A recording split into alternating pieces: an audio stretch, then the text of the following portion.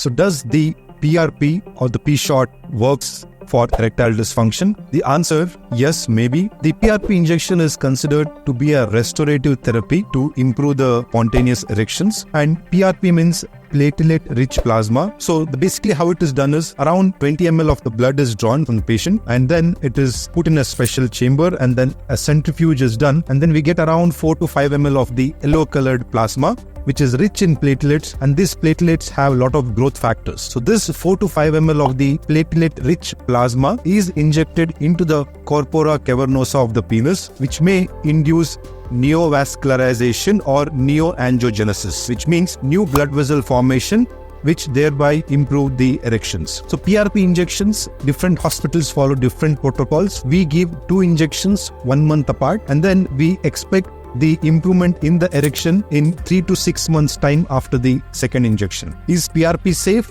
Definitely yes, it is safe. There have been studies which have proven that. Is it efficacious? The data is still evolving. But if somebody wants to try a non-surgical treatment for erectile dysfunction, PRP could be one of your options.